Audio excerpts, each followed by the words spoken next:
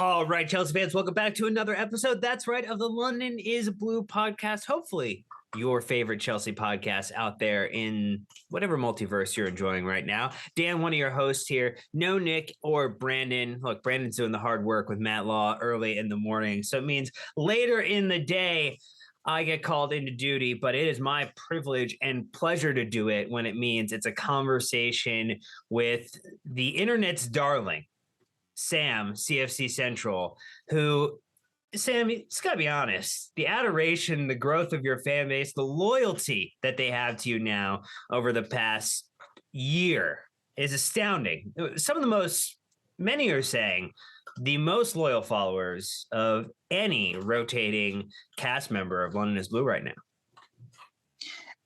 First of all, Dan, as always, thank you so much for the lovely introduction. I'm very communist when it comes to adoration, so I would say this is our fan base.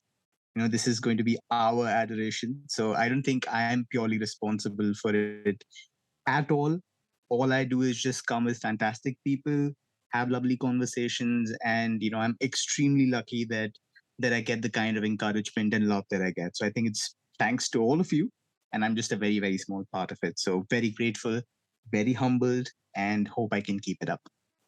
Well, that's right. He is humble as well, folks. And look, Sam, we just got to address the rumors. We are doing a podcast about Mauricio Pochettino, heavily linked with Chelsea over the past few weeks, with really things ramping up to this point. We know that Brandon did a podcast earlier in the week with Matt Law. We're going to be dropping this one on Wednesday, April 27th. Nothing has been officially announced.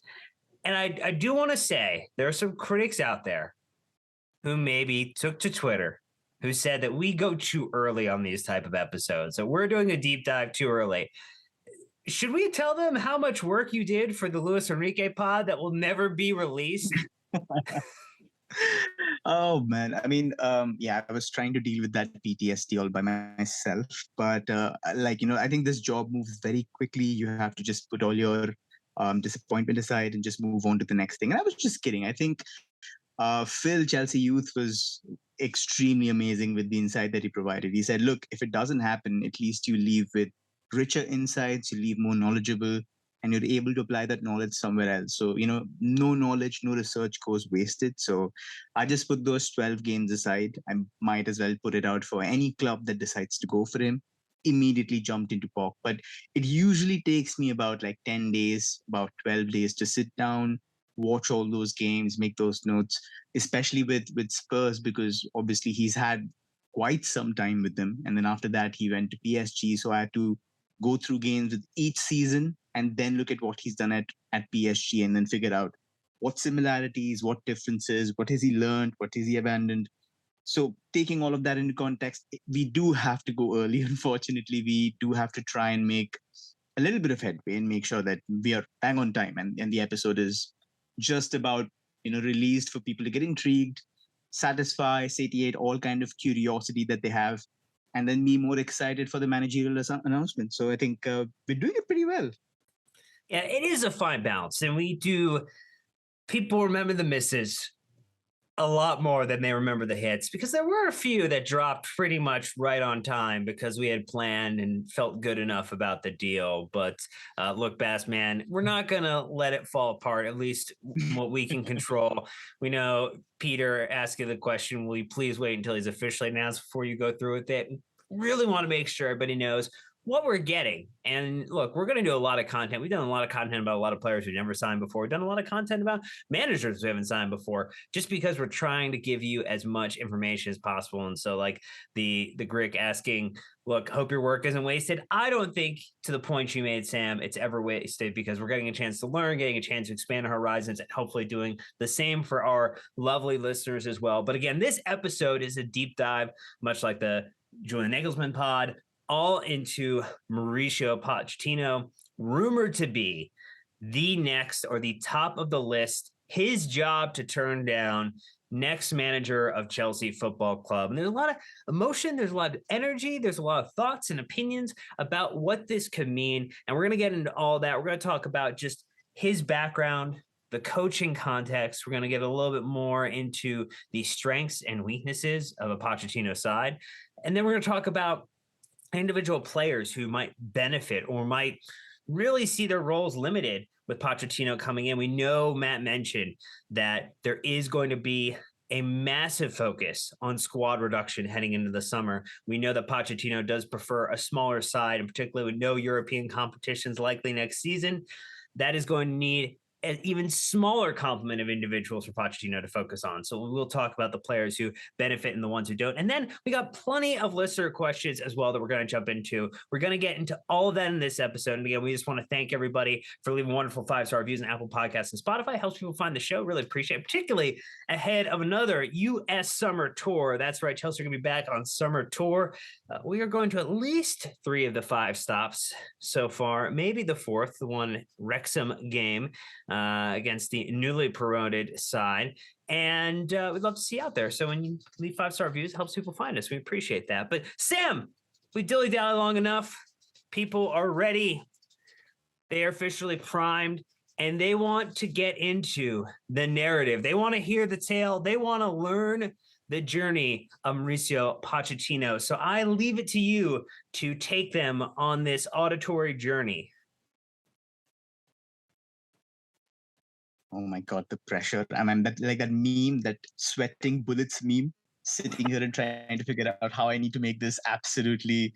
I always tell Nick about this. He's got a voice made for a podcast. And then if he ever made an audio book, I would absolutely go out there and buy it. Unfortunately, I have a face made for radio. I don't have a voice for it, but I shall do my best. Well, Nick is kind of like the I don't know, like a John H. Benjamin equivalent, so Bob's Burgers, like he definitely hits that same tone. So I don't think any of us are as gifted in our sphere of individuals as him. But look, I know you can do it, Sam. I know that people are going to enjoy it. So we've made way. Give us the nitty gritty. It's been pretty interesting. First of all, looking at his games and seeing how Spurs have played, there's no doubt about it. The work that he's done has been transformative. But I actually went back and picked up this lovely book called Brave New World by Guillem Balag, who's a Spanish journalist and who got sort of an all-access look into the 16-17 season. He got to talk to Pochettino's wife, got to talk to his assistants, got to talk to his coaching staff, basically got an all-action look behind what was happening and the process that was happening. So I'm about 150 pages in. I picked it up yesterday. And it's been pretty interesting to know the person that we're potentially going to hire. So he grew up in basically a working class family in a small place called Murphy, which is a village in Santa Fe in Argentina. His father worked land which was about 100 hectares large. So comes from a farming background. And a very interesting story regarding his footballing roots. So the story goes that Marcelo Bielsa and Jorge Grifa, both of them who were then at Newell's Old Boys, an Argentinian club, they were basically holding a trial at Villa Cañas, a small village 50 kilometers away from Pochettino's village. But Poch, obviously, growing up in a agricultural household, he had to get up at 6 o'clock in the morning, went to school where he was studying agriculture about 20 kilometers away. Then at 5 p.m., he would take a bus. That journey would take him 3 hours. So he would sleep in the bus. He would reach Rosario, which is another incredibly big club in Argentina. So he used to reach Rosario. He used to sleep on the bus. And then after that, train in the club premises, sleep at the club's premises, and then basically the day would start over. So he was too exhausted to go to the trial. So what happened was he came back home and he slept. Now, Marcelo Bielsa was eating a meal with a coach, and he heard that one of the best players in the vicinity wasn't even at the trials. And when he asked, what happened? Why isn't he here? He said, look, he plays for one of the rival clubs. He plays for, a rival club. So he's definitely not here. And Bielsa didn't like that. So at 1 a.m. in the morning, Bielsa reaches Pochettino's doorstep.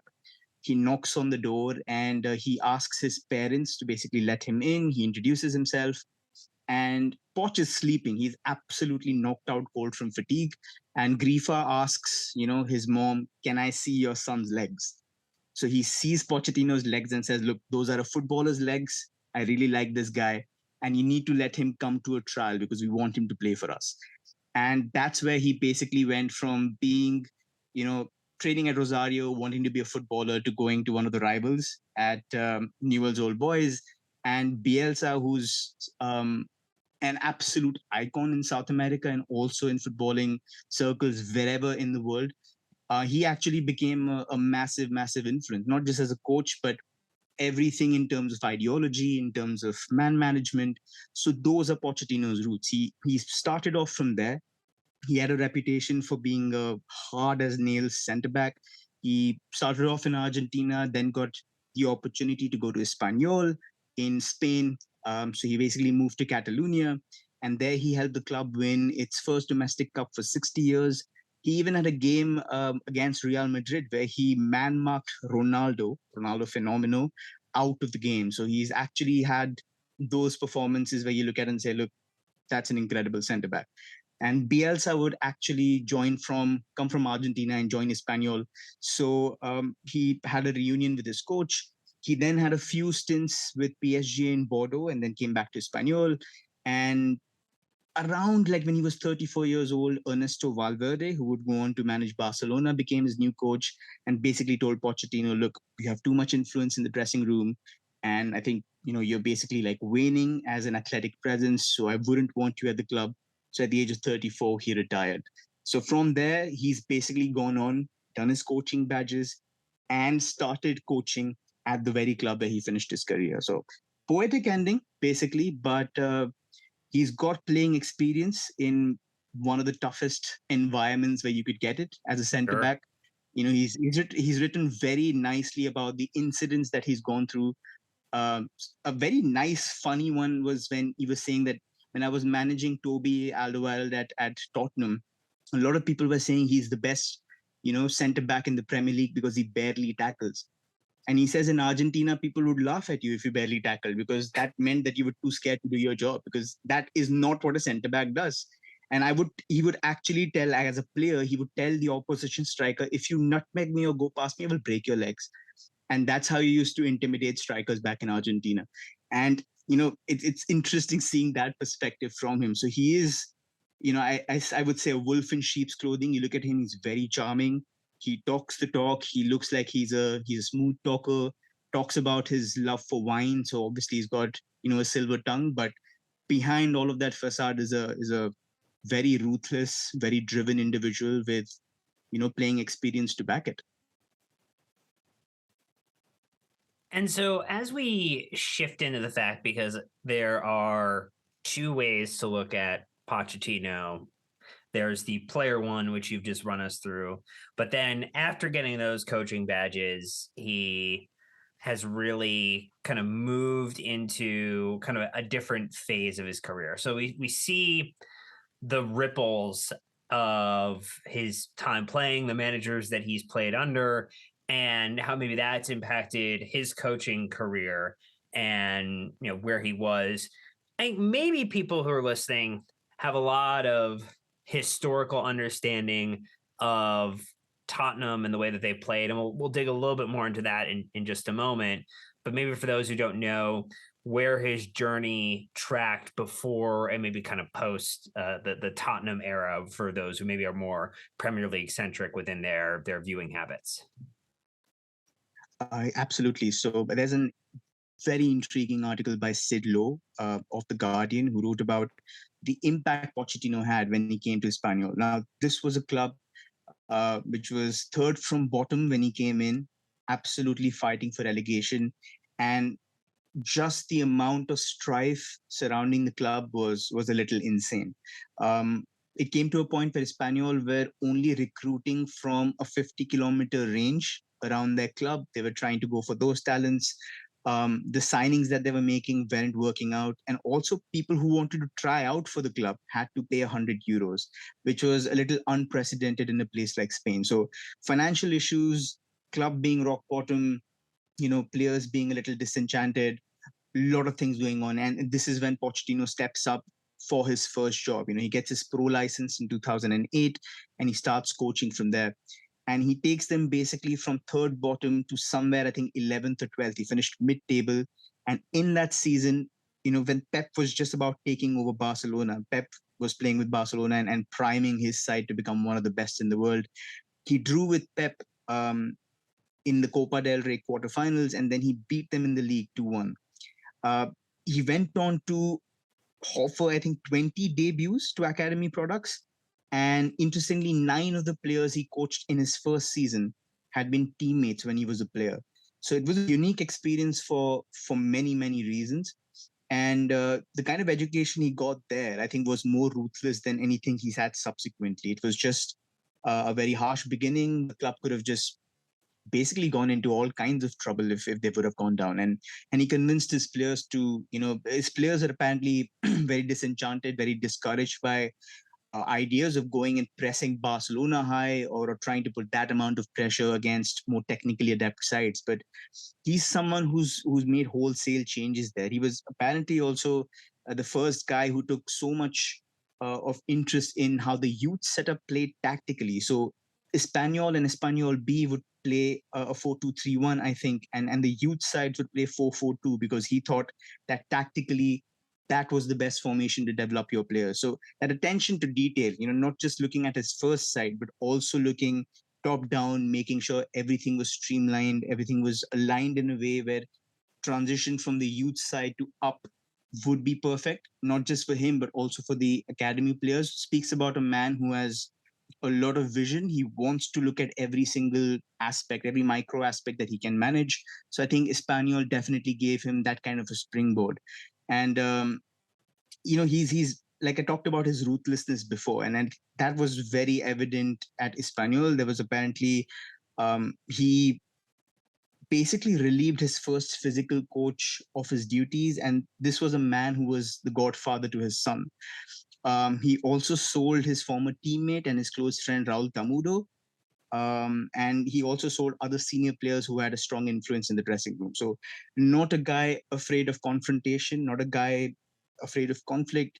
If he feels a decision has to be made, he makes it. So when these rumors were swirling about him being a yes man or him being, somebody who's going to give way to things, absolutely not. He's somebody who's very, very driven, very demanding.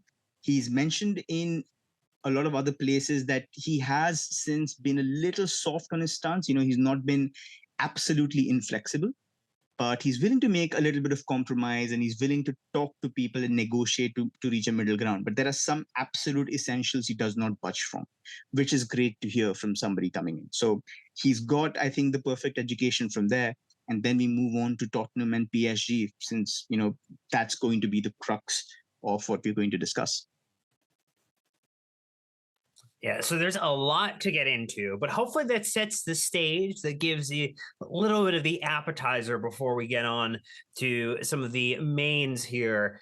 And that's going to be looking at his strengths and maybe some of the weaknesses in how he manages and develops the side. But we're going to take a real quick ad break. We're going to thank these sponsors for supporting the show, and then we will be right back.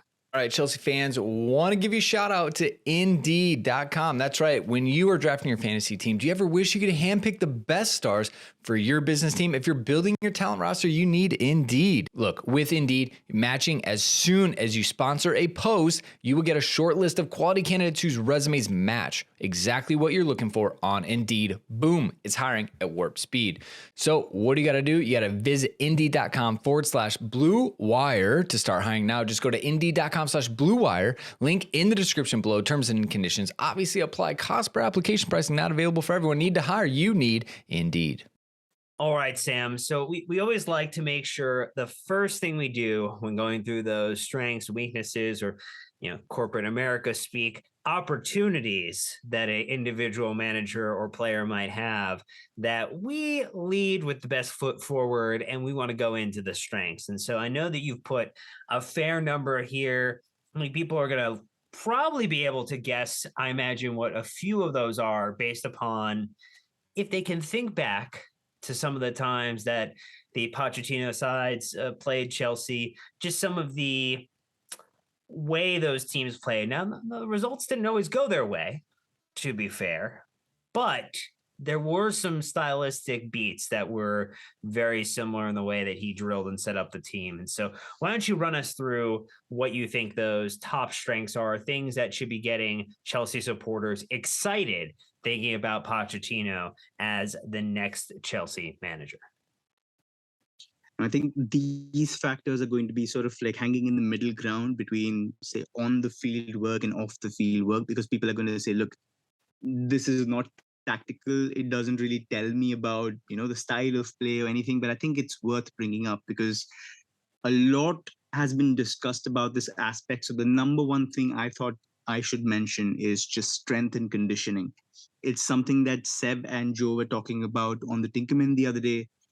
Seb is, I've talked to him, absolutely incredible guy. So he's told me that he sees some kind of a disparity in the level of output, the level of physical output we've been coming in. Maybe that's to blame for the amount of times that, we've looked gassed after 60, 65 minutes, and we look like we are incapable of mounting fight backs or just exerting any level of physical dominance in the latter stages of games. So I think that's something that when you look at Pochettino, he's definitely going to improve, because that is probably his strongest pitch when he comes in. He just says, look, he's a Bielsa a disciple. He believes in a punishing, grueling level of physical conditioning that is required. It's a prerequisite for his high pressing style. He does not want non-athletes, walkers, people who are just, waltzing around and doing nothing out of possession. Not his kind of player. So he will require athletes. He will require guys who are used to long bursts, consistently, able to sprint the length of the pitch up and down. Somebody like a Ben Chilwell is an excellent example. I think Poch will love working with him. But an interesting point is assistant is Jesus Perez, who is a sports scientist. He specializes in fitness and conditioning. And when I was looking about his portfolio, he's somebody who specializes in basically individual workload. He knows exactly the kind of effort, kind of load he needs to give to each player, depending on what they require at what point in the season. So somebody who gives that attention of detail, which has been missing for quite some time, I think that instantly elevates the basic foundations of what we've been running this team on. We've all been criticizing the players, we've been criticizing a lot of performances, but if you look at hard data, if it was available to us in terms of the intensity, and if it does show a drop, then instantly I think we will see better performances come next season. It's just about those fitness issues. I think Frank has also pointed out, he mentioned, I think a couple of weeks ago, saying that they've not had time to address physical concerns. The side looks a little worn out. It looks like it's lacking physically in terms of intensity. So those things are definitely that I would say is the number one priority to look after. Obviously, we've had our different factors. We've not had a stable 11. We've had a whole host of injuries in the past couple of seasons, and new players coming up in January, and they've not played. Like Mudrik, for example, came after a 3-month delay. Then there was a World Cup in between. So all kinds of reasons why this could happen. But Pochettino definitely addresses that. Danny Osvaldo, who was an Italian striker who played under him at Espanyol, who played under him at at Southampton, said that he makes you work like a dog, and sometimes you feel like killing him, but it works. So I think that's the biggest testament that you can give him. It's something that I'm genuinely looking forward to. I think we do look sluggish, we do look slow. And when I was doing my research for the piece, there was an interesting interview that Pochettino had with Sky Sports, and they had a graphic on the screen, and it showed basically in 13-14 when Pochettino took over Southampton, his side were first for distance covered per game with 117 kilometers. And that season, Spurs were last with 106.9, which is almost a kilometer less per outfielder. Now in 15-16, just about a season later, Spurs jumped to 115.7. In 16-17, 114.4, and in 17-18, 114.9. In each of these 3 seasons, they were second. Now, distance stats have to be taken with a pinch of salt because they generally don't tell you much. But just in terms of the endurance threshold, the ability to cover distance over a long, strenuous season, and to do it at high intensity. I mean, I wish we had the high intensity breakdown, but a lot of Poch sides we've seen them play against us, and they've given us a run for our money. Even when we've won the title, we've seen the kind of performances they put against, say, a Conte side. They looked like they were quick. They looked like they were up for winning every kind of duel. So they just looked physically very, very good. So I think that would definitely be the number one point on my agenda. Yeah, and that one is a doozy. And I think it wouldn't take many Chelsea supporters more than a few seconds to think about the number of matches that Chelsea has lost this season due to injury to some of our very best players. And so the strength and conditioning, the fact that Graham Potter didn't come to Chelsea with his own strength and conditioning coach. You know, we had Chris Jones previously who worked under Lampard, who left when he did. And that has raised a lot of eyes of concern. So I think the fact that there will be someone likely coming with him as a part of this to ensure that conditioning is a top priority, and the reduction in the amount of games or matches being played should allow for proper recovery time and the ability to really build up some of that stamina. And I would imagine in the preseason that would be a high area of focus, really getting the team ready for a long season and using those matches appropriately to condition rather than using them as a shop window for fringe minutes for players that do not feature in this side this season that may have started during this past summer tour. So interestingly, Dan, in the book that I was talking about, The Brave New World, so he basically starts off talking about how the previous season ended and how they were basically planning for preseason, and they had to go to Australia, play I think 2 or 3 games, and then they had to go to Norway. And from Norway, they had to come back. And this was when the Euros were happening in 2016. So he was not happy in the sense that players are going to come back tired. Then they had to jet off to Australia, play. Then they had to go to Norway, play, and then come back to England, train, and then start the season. So, he just said, look, I made the decision. And I said, I will keep all internationals who played at the Euro at home. And they did not travel to Australia. So he is very, very rigid in that sense. He says, look, I need to take care of my players. I know that they require rest. I know that they need to be mentally refreshed. They need to, be physically absolutely fine. Reduce those conditions, those, conditions that affect you negatively, to try and minimize them as much as possible. So with us going to the US, somebody has to sit down with them and plan, how intensive is the travel going to be? How am I going to look at certain dynamics of training, and then how big is my squad going to be? I think those things will definitely need to be sorted out. But he's somebody who looks after those details extremely carefully. So I think the hierarchy has to work on him with this. Yeah, it's a interesting point in how that will happen.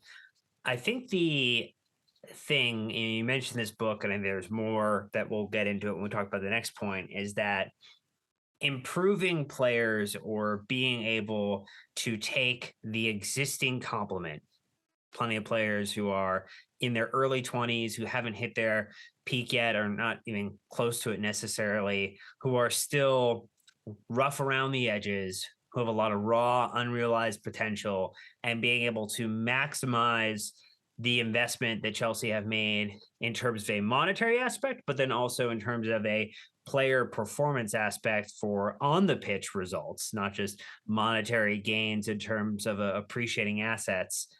That feels like another thing where when we looked at, whether it was Nagelsmann or Luis Enrique, there was a lot of consideration about maybe needing more tailor-made players, but he has a track record and has shown, particularly at Spurs, that he is capable of taking players and turning them or putting them in a platform to be more successful, to capture on their skill sets and to become a player that once they left that side, did not look anything comparative to what they did when they were playing under Pochettino and with that Spurs side and with those other players.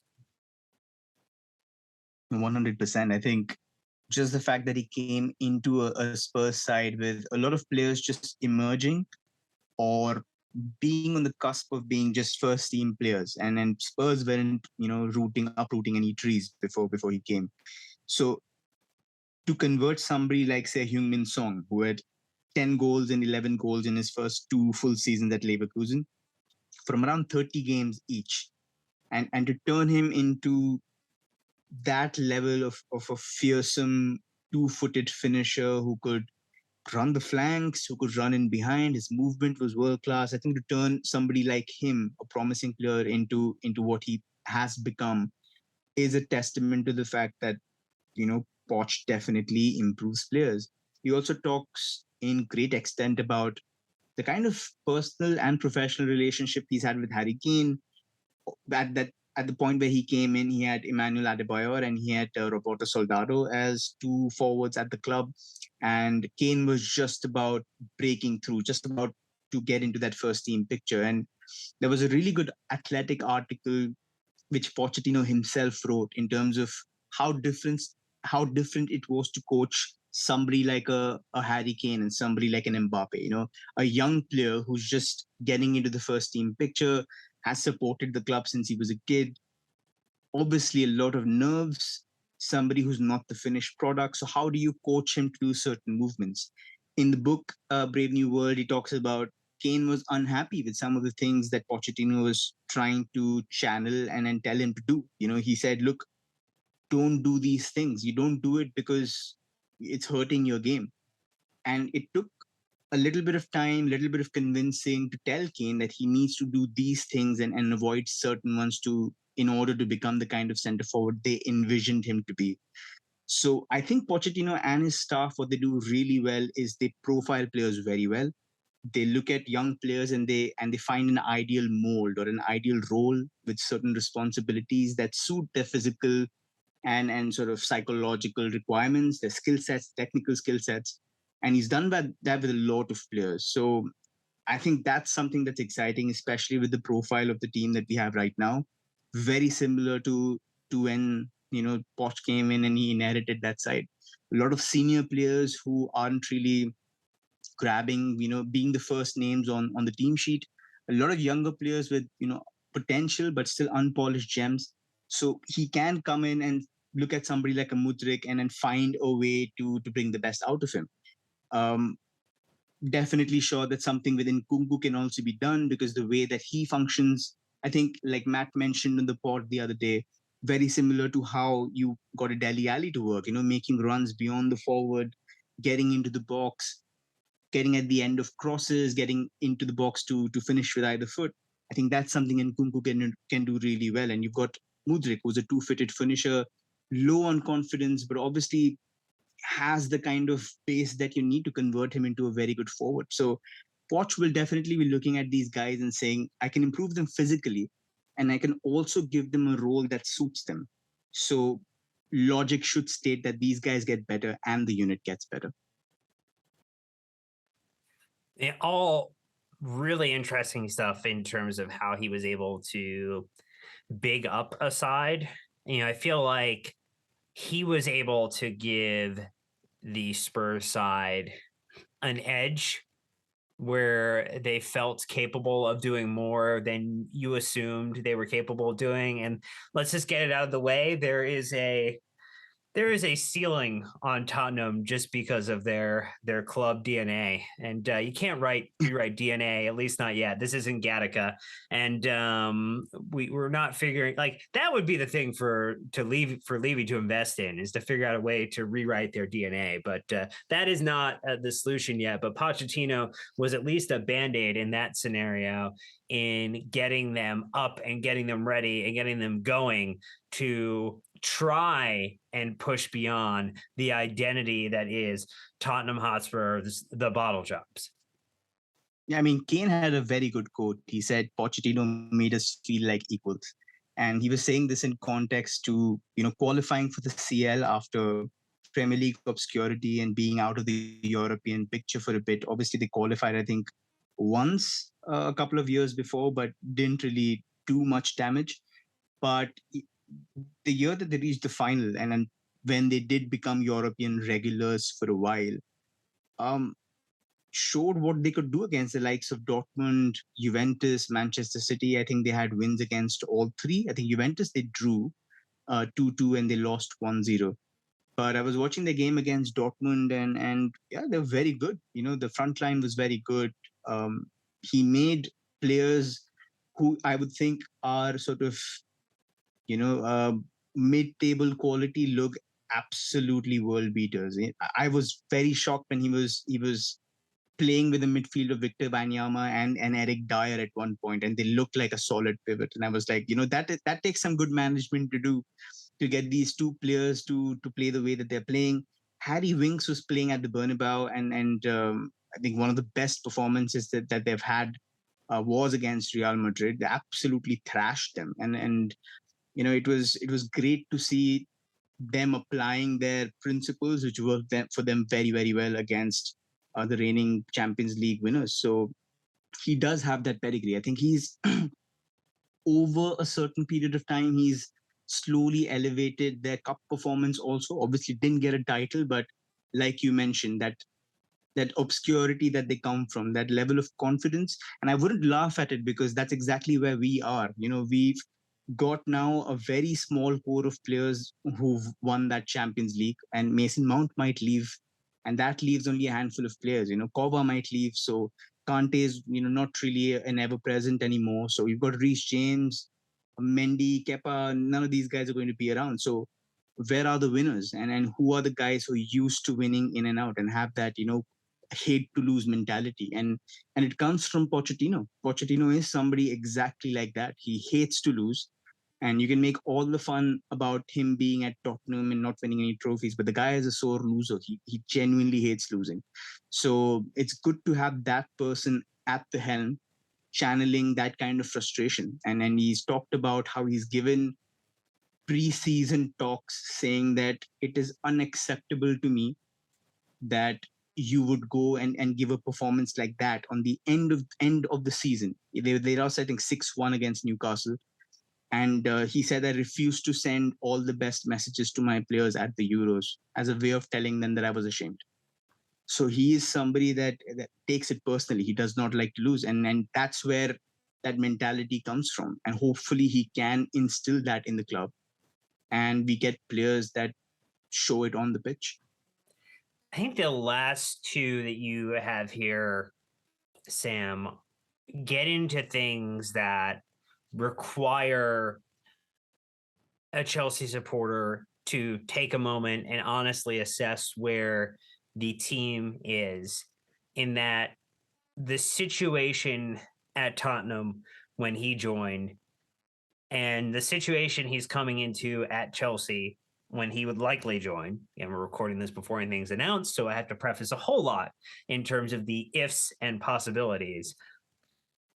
There's actually a fair number of similarities, maybe not with how much the club history in terms of recent memory has had multiple, it's had trophies, much like a Champions League winning side in Chelsea, but the squad composition, the imbalances, the performances, the instability in terms of the amount of different 11s this Chelsea team has gone through this season, that experience and then also the ability to instill stability are two things that he's going to carry in as well.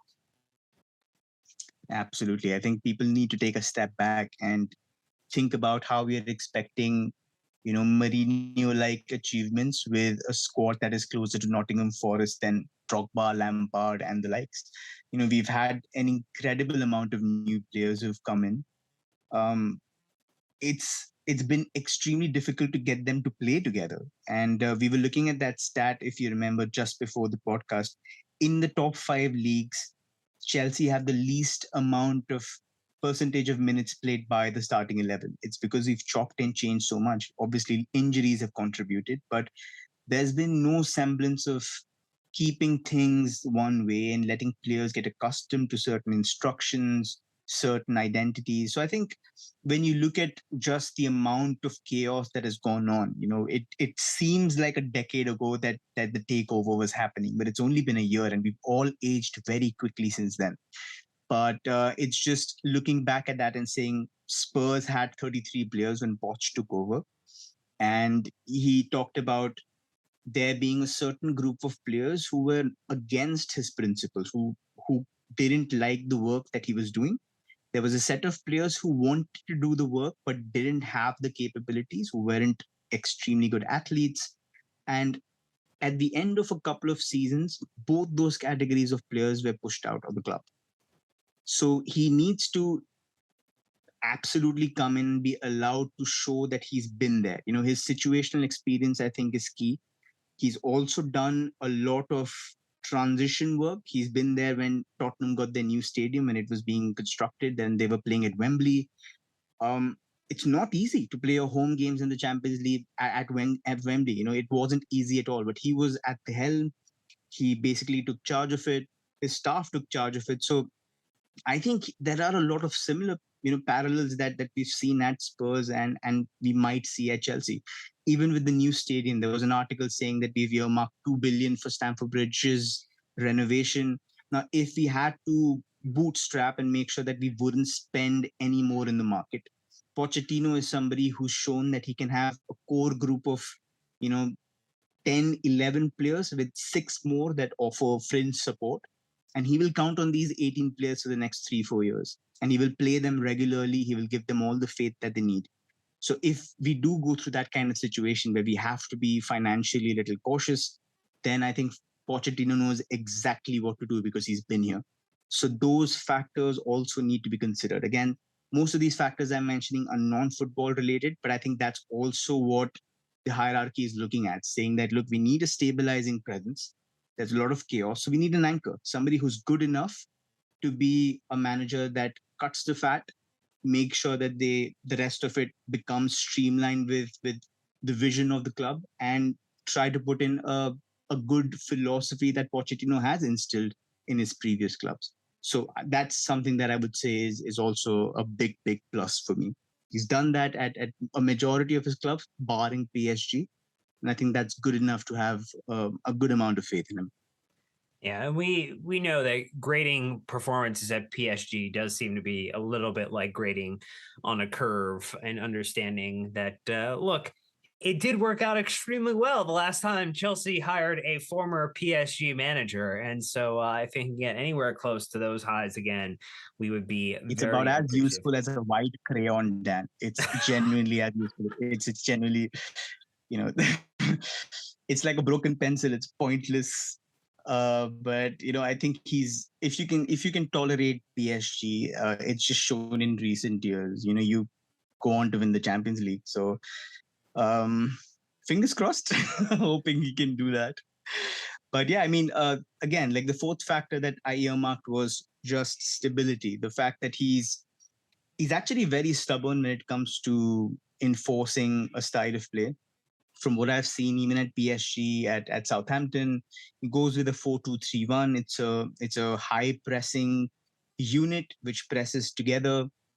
Sometimes the central midfielders also participate, so it's very risk so heavy. He wants his midfielders to also exert a certain level of pressure, and if he thinks that the opponent is proficient enough to play out, then sit in the mid block, win the ball back, and then attack on transition and try to create like some kind of damage with good forward players. So he's definitely shown that at every club he's been in, and he's made it work very well. And just the fact that he's got a strong sample size now where he uses that formation 75% of the times, I think it's a good sign that he knows the setup well, he trusts it, and he knows that the players that he plays in it regularly will come to learn it very well under him. So I think that's a good sign. I also think that the profile of attackers and players that we have suit the 4-2-3-1 well. I think when you look at Mudryk, for example, left-hand side as an attacker, has played there. And Nkunku has played in a 4-2-3-1 at RB Leipzig. He's played across the three, so he can slot in there. That 10 role is a bit of an enigmatic position. I think Mount would be amazing there. Havertz, I think, he would be tempted to try somebody like a Havertz there. Not certain what degree of success. 4-2-3-1 is also where Enzo played at Benfica. And obviously, you've got Badiashile, Fofana, who are comfortable in a 4. Chilwell and James, fullbacks are something that Pochettino really, really likes. He's used them everywhere he's gone, and then he's used them for attacking thrust. When you look at, he started off with Luke Shaw at Southampton, then he went to Spurs where Walker and Trippier became very, very good, and then he moved on to PSG where obviously Hakimi was really good, but I think in his season he went on to score 4 goals and supply 6 assists, which is a great return for a fullback. So he does supply a good amount of thrust with his fullback. So the ingredients are there. I'm looking at the squad and saying a 4-2-3-1 does suit what we have. The only thing that we are missing is obviously that number 9 and the guy who sits next to Enzo. So except those things, I think if you play a 4-2-3-1 day in, day out with the same amount of players and give them faith to succeed with a manager who knows the system, I think it'll work well. Oh, I'm sure. Again, you're dropping some hints about what future episodes of this podcast between you and I might look like heading into the summer. We've also teased it too. Striker and midfielder options for Chelsea. Definitely some shopping still to do. But we're going to take one more ad break, and then we're going to run through the weaknesses, areas where we think maybe there might be some concerns, and we just want to be very straightforward about what we're getting into. Again, not everybody comes as a perfect product for Chelsea or really in any job. So we're going to do that, and then we'll get into impact on individual players and your questions. But stay tuned. We'll be right back.